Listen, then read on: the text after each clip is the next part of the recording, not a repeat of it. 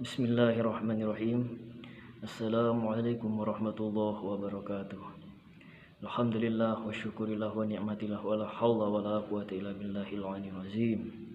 Wallahu ta'ala fil Qur'anil Karim. Wa a'udzubillahi minasyaitonir rajim. Bismillahirrahmanirrahim. Ya ayyuhalladzina amanu dukhulu fis silmi kaffah wa la tattabi'u khutuwatis syaitan innahu lakum aduwwum mubin. Shadaqallahul azim. Saudaraku, dimanapun berada dan kapanpun saatnya, kembali kita bersyukur kehadirat Allah Subhanahu wa taala dan sholawat senantiasa kita sanjungkan buat junjungan baginda Nabi besar Muhammad sallallahu alaihi wasallam.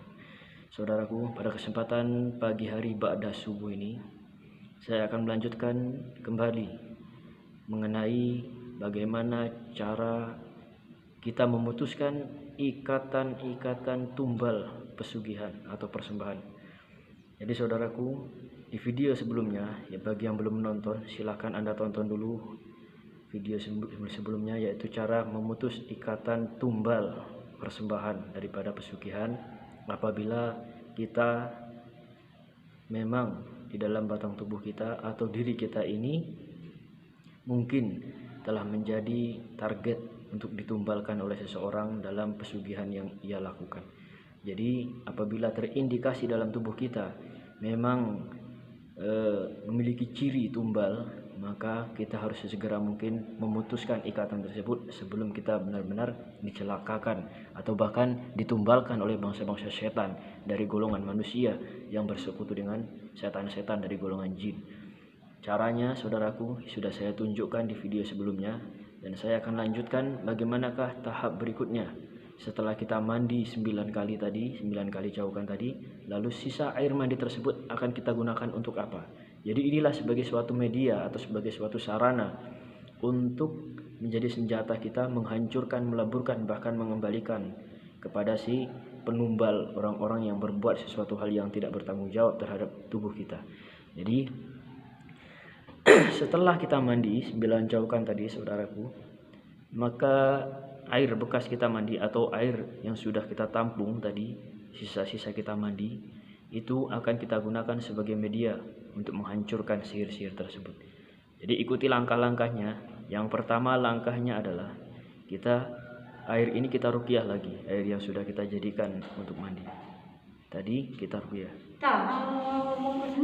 Oh ya.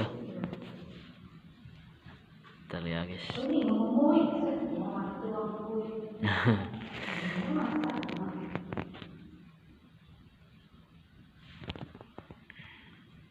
Oke, sorry terpotong tadi ya karena ada sesuatu hal. Jadi kita lanjutkan saudaraku. Air yang sudah kita jadikan untuk mandi tadi, kita ruqyah lagi bekas air tadi. Bagaimana cara meruqyah? Yang pertama adalah kita bacakan suratul Fatihah. Kita kirimkan untuk diri kita sendiri. Yang pertama untuk diri kita pribadi, siapa nama kita, bin, itu dari orang tua kita, terutama bapak kita. Misalkan Mukidi bin Paijo kan gitu. Nah, Al-Fatihah dikirimkan, Al-Fatihah sebanyak 3 kali.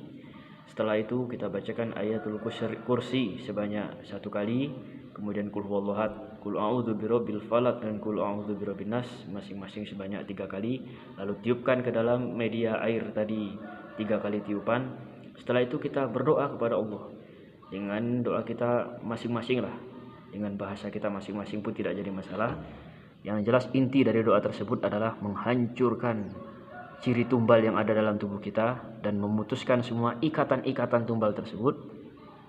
Setelah itu kita berdoa agar Allah Subhanahu wa taala mengalihkan media yang tadinya kita dijadikan target tumbal, kita alihkan kepada sesuatu hal yang lain, seperti ayam misalnya.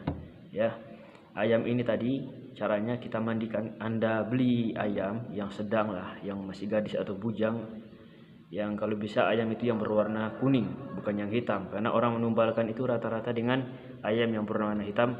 Sedangkan kita untuk mengembalikan ini, kita mandikan ayam yang berwarna kuning. Mungkin di situ ada suatu lambang tertentu ya, yang wallahu alam saya sendiri pun tidak mengerti, tapi menurut pengalaman kami seperti itu saudaraku. Setelah itu kita lakukan hal ini sebanyak minimal itu 3 hari berturut-turut. Kita mandi, kalau bisa mandinya jam 11 malam, kita mandikan tubuh kita. Setelah kita mandi, 1 jam sesudah mandi, itu kita mandikan bekas air mandi tadi ke ayam. Nah, dengan niat mengalihkan ataupun memindahkan semua energi negatif kita ke dalam tubuh ayam tersebut. Kan begitu. Setelah itu, besok malamnya diulangi lagi seperti itu. Kita ruqyah air, kalau bisa air hujan.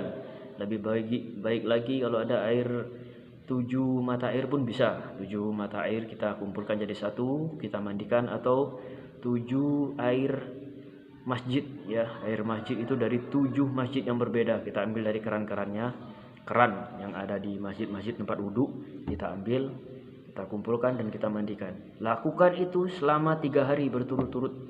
Setelah itu, saudaraku, setelah kita lakukan hal yang sedemikian itu, yang harus kita lakukan berikutnya adalah di hari yang terakhir setelah kita memandikan ayam tersebut, kita bagi atau kita beri ayam itu makan sampai dia kenyang.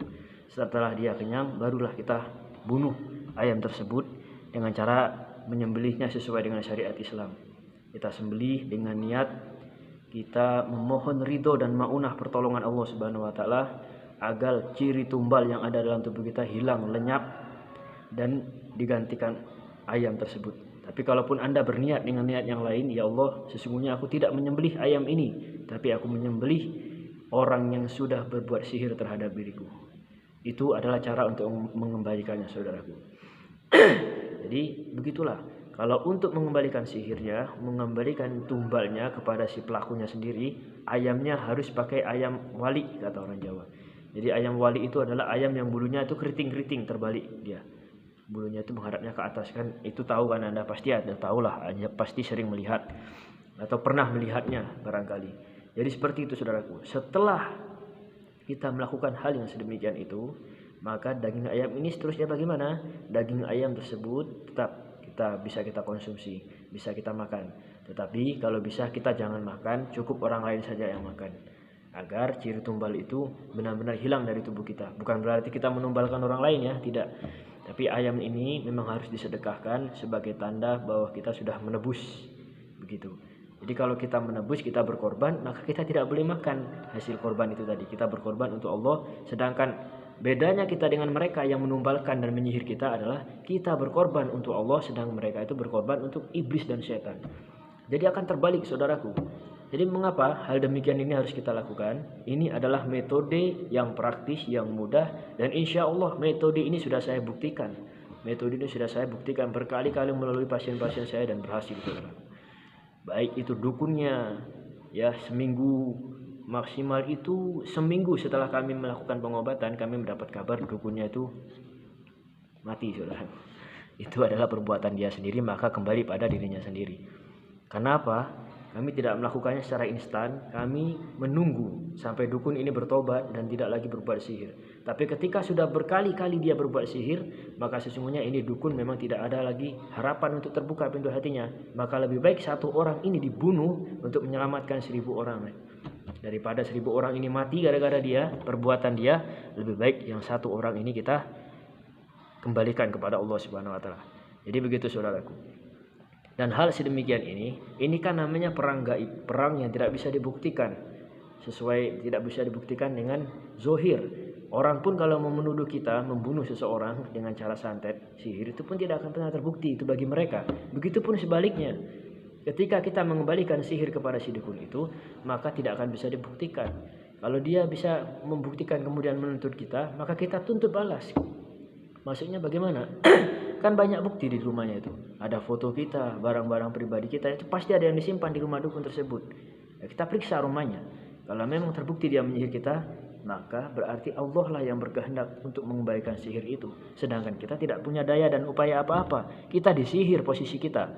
Kita ditumbalkan. Kemudian kita minta perlindungan kepada Allah Subhanahu wa taala melalui ikhtiar kita. Dan kalau Allah berkehendak mengembalikan pada mereka, maka itu hukum Allah lah yang berlaku. Jadi itulah, saudaraku. Dan kita sebagai seorang muslim yang hidup di lingkungan yang sudah serba modern, tetapi tidak menutup kemungkinan masih banyak orang-orang yang melakukan persekutuan dengan bangsa setan, apalagi sampai menumbalkan diri kita, istri kita, anak kita, keluarga kita, saudaraku. Bagaimana kita tidak sakit hati, sedangkan kita sendiri sangat mencintai dan menyayangi putra-putri kita, keluarga kita. Mereka dengan seenaknya ingin membunuh, menumbalkan hanya untuk meraih atau mendapatkan keuntungan sesaat, keuntungan pribadi. Mereka menumbalkan orang lain. Ini harus hati-hati. Saudaraku yang mati Allah Subhanahu wa taala. Mudah-mudahan pengalaman kami ini bisa diamalkan kita semua dan mudah-mudahan tidak disalahgunakan. Jadi sebelum kita melakukan apa yang saya sarankan, yang saya beritahukan, yang saya tunjukkan berdasarkan pengalaman saya dalam menangani pasien-pasien saya, maka lebih baik seperti yang kami lakukan, kita berikan mereka kesempatan untuk bertobat dulu. Kita ruqyah seperti biasa, kita kembalikan sihir-sihir ini ke alamnya. Kita tidak berniat untuk menyerang balik atau mengembalikan sihir itu kepada si penyihirnya. Kita cukup doakan semoga si penyihir tadi mendapatkan hidayah dan tidak melakukan perbuatannya lagi. Tapi kalau sudah lebih dari 3 kali kita ruqyah, mereka tetap mengembalikan, tetap berbuat sihir terhadap kita dan berusaha mencelakai kita, maka tidak ada jalan lain kecuali mengembalikan sihir kepada si penyihirnya. Karena dengan begitulah mereka akan berhenti daripada berbuat zalim kepada kita. Minimal orang yang kita kembalikan sihirnya, yang sudah menyihir kita, kemudian kita kembalikan kepada dia, minimal orang ini akan lumpuh, saudara. Itulah berdasarkan pengalaman kami.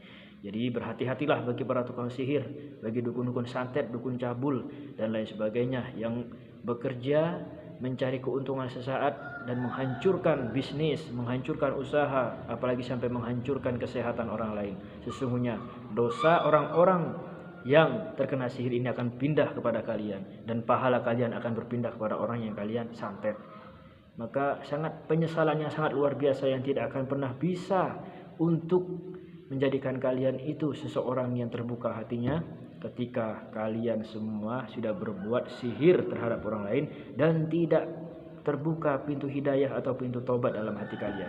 Maka kelak di akhirat kalian akan menyesal dengan penyesalan yang tidak ada guna. Jadi sebelum kita menyesal, lebih baik kita introspeksi diri lagi, memperbaiki diri kita supaya menjadi manusia yang lebih baik, manusia yang berguna dan manfaat bagi manusia lainnya. Mudah-mudahan kita senantiasa dilindungi oleh Allah Subhanahu wa taala dari perbuatan-perbuatan sihir yang menyesatkan, perbuatan-perbuatan sihir yang mencelakakan, dan mudah-mudahan Allah Subhanahu wa taala memberikan hidayah kepada orang-orang yang saat ini masih melakukan pekerjaan-pekerjaan tukang sihir dan menghancurkan semua pasukan-pasukan setan. Inna kaida syaitana kana dhaif. Sesungguhnya tipu daya setan itu sangat lemah. Inna fatahna laka fatham mubin. Dan sesungguhnya Allah akan memberikan kemenangan yang nyata bagi kamu. Bagi siapa? Bagi orang-orang yang berpegang teguh pada tali Allah Subhanahu wa taala dalam kalimat la ilaha illallah Muhammadur Rasulullah. Wassalamualaikum warahmatullahi wabarakatuh.